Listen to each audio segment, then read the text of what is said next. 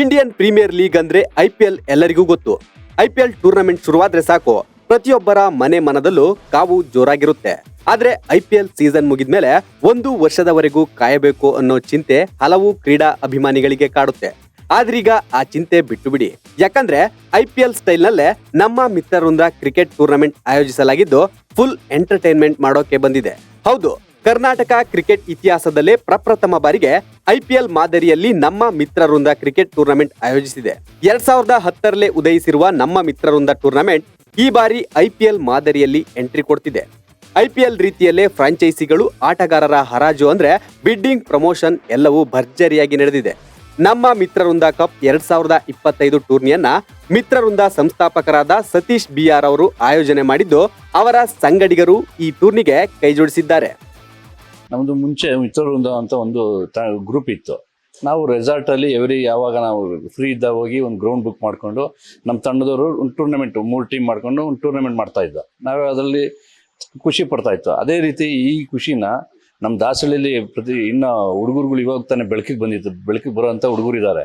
ಅವ್ರು state level ಅವ್ರಿಗೂ ಆಡಲಿ ಅಂದ್ಬಿಟ್ಟು ಈ ಟೂರ್ನಮೆಂಟ್ನ ಆಯೋಜನೆ ಮಾಡಿದ್ದೀವಿ. ಇದು ಅಪ್ರಾಕ್ಸಿಮೇಟ್ ಒಂದು 50 ಲಕ್ಷದವರೆಗೂ ನಮ್ಗೆ ಖರ್ಚು ಬರುತ್ತೆ. ಅದ್ರಲ್ಲಿ ನಾವೆಲ್ಲೂ ಯಾರೇ ರೀತಿ ಕಲೆಕ್ಷನ್ಗೆ ಹೋಗಿರಲಿಲ್ಲ. ನಮ್ಮ ತಂಡದಲ್ಲಿ ಏನಿದ್ದೀವೋ, ನಮ್ಮ ತಂಡದಲ್ಲಿ ಆರ್ಗನೈಸರ್ಸ್ ಅಲ್ಲಿ ವಿನಯ್ ಅಂತ ಇದ್ದಾರೆ, ಭೂಮೇಶ್ ಅಂತ ಇದ್ದಾರೆ, ಇನ್ನೊಬ್ರು ಸತೀಶ್ ಅಂತ ಇದ್ದಾರೆ, ಆಗಸ್ಟಿನ್ ಅಂತ ತುಂಬ ಇದ್ದಾರೆ. ಅವರೆಲ್ಲ ನಾವು ಮಾಡೋಣ, ಎಲ್ಲ ಸಕ್ಸಸ್ ಮಾಡೋಣ ಅಂತ ಅವರೆಲ್ಲ ನಮ್ಮ ಧೈರ್ಯ ಕೊಟ್ಟಿದ್ದಕ್ಕೆ ಯೋಜನೆ ಮಾಡಿದೆ ಸರ್. ನಾನು ಜನವರಿ 30ರಿಂದ ಫೆಬ್ರವರಿ 2ರವರೆಗೆ 4 ದಿನಗಳ ಕಾಲ ಪಂದ್ಯಾವಳಿ ನಡೆಯಲಿದೆ.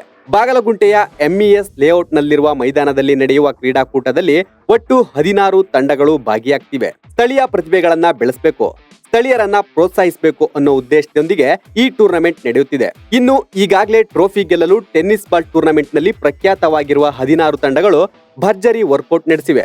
Bharat 11, Ranga 11, simple strikers, Chetu 11, PNK, Dashakantha Peenya friends, Tanmay challengers, Balaram blasters ತಂಡಗಳು ಕಸರತ್ತಿನಲ್ಲಿ ಬ್ಯುಸಿಯಾಗಿವೆ.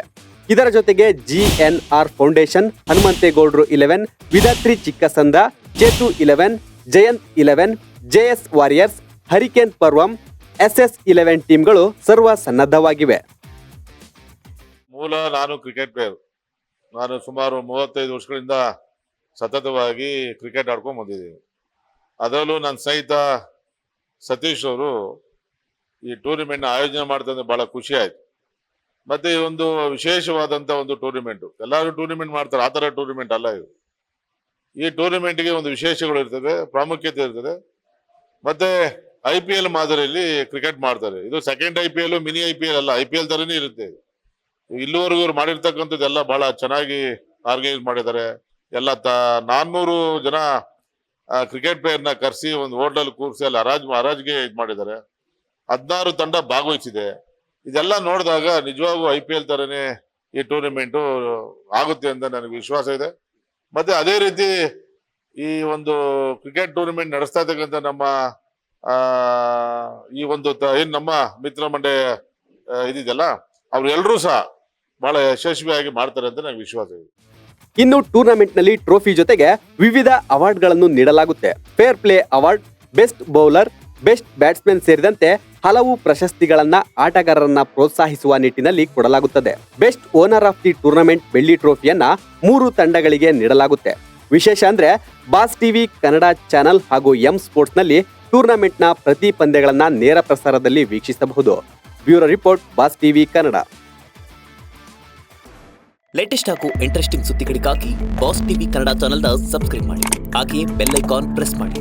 ಇದರ ಜೊತೆಗೆ Facebook, Instagram, X ನಲ್ಲೂ ಮಿಸ್ ಮಾಡದೆ ಫಾಲೋ ಮಾಡಿ.